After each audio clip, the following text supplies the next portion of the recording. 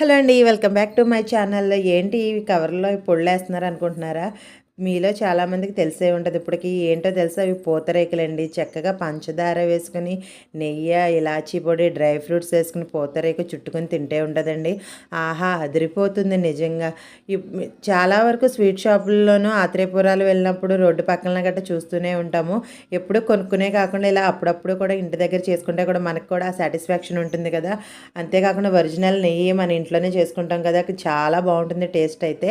చిన్నప్పుడు మా వాడికి ఫస్ట్ టైం పూతరేకులు పెట్టినప్పుడైతే వాడు కవర్లు, బరకాలు అనేవాడు వీటిని. ఎందుకంటే చూడ్డానికి వైట్‌గా ఉండేవి కదా! వాడు ఊహ తెలిసేంత వరకు కూడా ఆ పేరుతోనే తెలిసేది. మా పూతరేకులంటే ఇష్టం లేని వాళ్ళు ఎవరైనా ఉంటారా?